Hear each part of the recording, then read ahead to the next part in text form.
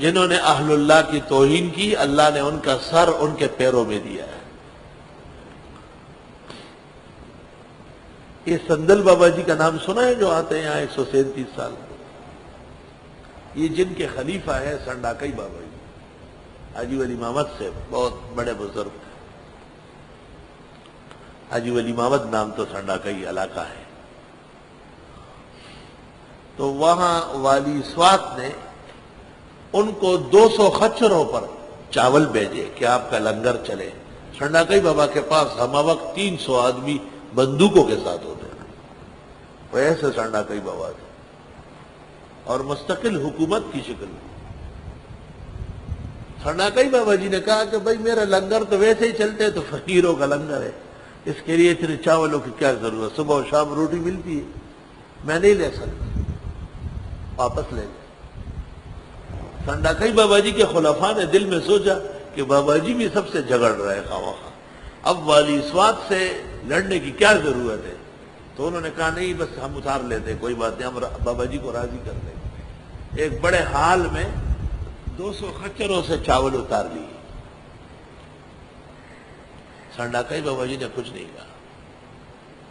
15-20 دن جو گزر گئے، سنڈاکئی بابا جی نے کہا وہ چاول جو نا والی صاحب نے بھیجے تھے وہ کہاں ہے؟ کہا جی وہ حال میں ہے۔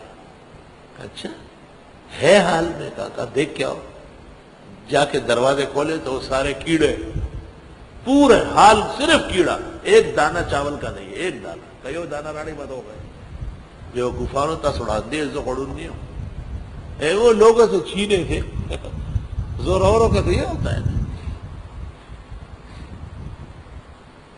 تو کسی نے کسی کے ساتھ ظلم کیا تھا۔ سنڈاکئی بابا جی وہ معتبر آدمی کے پاس چلے گئے کہ ظلم اچھی چیز نہیں ہے، تو وہ معتبر آدمی جو تھا وہ غصہ ہو گیا، اس نے کہا سنڈاکئی پسنڈا بجے سور کا میں 10 بجے اٹھا کو جو دنیا بجا جو لے تاسدان نے بدماش جو کڑا ہے۔ بابا جی ورطوی ضرورت کورتا جرگرہ اگلے ماں او سام شبو رہے اور تو بیاغا سے خبریں ہو کہ زبرتا خلم آتا کہو کہ بیارے دا سے ہوئے اور دیکھا سنڈاکئی بابا جی خل پٹکے ہو اور دولو پٹکے اس میں کے طرح اخلاص ہو، جب تک تم سے خدا نے میرا بدلہ نہیں لیا ہے میں یہ پگڑی سر پر نہیں رکھوں۔ اور سنڈاکئی بابا نکلے۔ سنڈاکئی بابا کہتے ہیں وہاں کے علاقے سے نکلے نہیں تھے کہ دوسرے پہاڑ کے نیچے جو امیر تھا وہ بمالش کر کے اس پہلے والے ظالم کو پکڑنے آ گیا، اور اس نے سنڈاکئی بابا سے پوچھا کہ وہ ہے گھر پہ؟ کہاں موجود ہے؟ تو بس آپ چاہیں ہم آ گئے۔ وَقَوْمُهُمَا لَنَا عَابِدُونَ، جنہوں نے بزرگان دین اور اہل اللہ کی توہین کی، اللہ تعالیٰ نے ان کو پھر دن نہیں دیے۔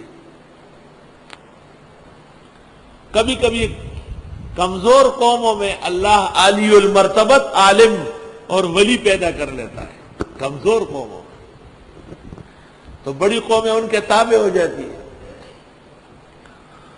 ہمارے جہانگیرے میں ہمارے محلے میں کچھ خوانین رہتے ہیں جو نسلاً انگریزوں کے ایجنٹ اور کاسلیس آئے، عام تو عام غریب لوگ ہیں جیسے شہر کے گاؤں کے ہوتے ہیں۔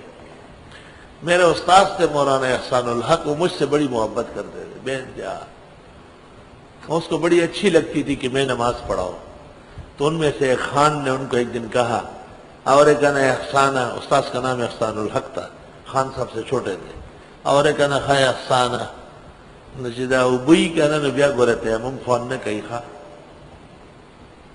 اور تے پریدہ خان سے بھی عالم پا قوم کی پیدا کی گئی، انہا کہنا نور خلق رہا تھا ہم مشران کا۔ میں سمجھ گیا، تو استاد جی مجھے آگے کرتے تھے، لیکن میں قصداً ایسے وقت میں آتا تھا کہ جب جماعت کھڑی ہو۔ کچھ مدت جب گزر گئی، خدا کا کرنا دیکھو کہ وہ خان صاحب ایک کیس میں پٹ گیا، بری طرح سب کچھ اس کا ضبط ہو گیا اور اس کی عزت تس نس ہو گئی۔ تو اس کو درخواست دینے تھی محتسب اعلیٰ پاکستان عثمان علی شاہ کو، تو اب درخواست کسی ایسے ذریعے سے ہو کہ مؤثر ہو. کسی نے ان کو کہا کراچی میں آپ کے گاؤں کا مولانا صاحب ہے اور عثمان علی شاہ ان کے پیچھے جمعے پڑھنے گلشن اقبال جاتے ہیں. اور جمعے کے بعد میں نے مفتی صاحب کے دسترخوان پر بے تکلف مجلس دیکھی. اس نے کہا اچھا. وہ بڑا حیران ہو گیا. میں گاؤں گیا تو انہوں نے مجھے پہلے تو خط یہ لکھا کہ ہم اگرچہ لکھے پڑھے لوگ ہیں مگر گاؤں کی وجہ سے جاہل ہیں، اور آپ نے اتنا علم حاصل کیا ہے تو آپ باتیں بھولتے نہیں ہوں گے. کسی زمانے میں یہاں کی جہالت کی وجہ سے میں نے مولانا احسان الحق کو کہا تھا کہ خود نماز پڑھاؤ، ان سے نہ پڑھواؤ. اول تو آپ کے دل پر اس کا بوجھ ہے. میں نے دیکھا ہے کہ آپ پر اس کا ایک زمانہ گزرنے کے باوجود کوئی کمی نہیں آئی. خفگان کا اثر ہے آپ پر، اور ہونا چاہیے. عالم غیرتی اچھے لگتے ہیں. لیکن میں آپ کے والد میرے بابا جی کا نام لکھا، ان کا گہرا دوست ہوں، اور ایسا ان کے واسطے مجھے آپ معاف کر دیں. وہ آج ہوتے تو میری سفارش کر لیتے. واقعی میرے والد صاحب سے ان کی دوستی تھی. اور پھر لکھا کہ فلاں شخص نے آپ کو پتہ ہے میری جائیدادیں گڑبڑ کی ہے، اور ایسا. اب نوبت آئی ہے محتسب کے پاس جانے کی، اور سنا ہے محتسب آپ کا قریبی دوست ہے. میں نے کہا اللہ کس طرح چھوٹوں کو بڑا کر دیتا ہے اور بڑوں کو اس کے سامنے گرا دیتا ہے. میرے ایک اور بھائی یہ بڑے، ان کو لے کر کے میرے گھر آئے. میں نے کہا سب باتیں ختم ہیں، اب میں آپ کے سامنے محتسب سے بات کرتا ہوں. میں نے محتسب سے بات کی. اس نے کہا آپ کہاں ہیں؟ میں نے کہا گاؤں میں.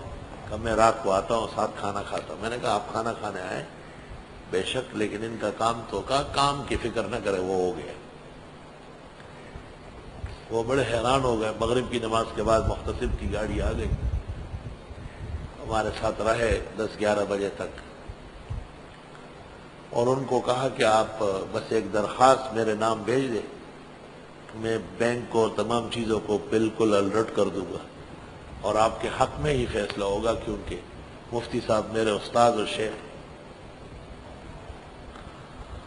تو انہوں نے بھی کہا کیا ہم ایمان لے آئے ایسے دو آدمیوں پر جو ہمارے جیسے ہیں، اور ان کے لوگ ہمارے نوکر چاکر رہے. یہ موسیٰ علیہ السلام اور ہارون کی توہین کر رہے تھے.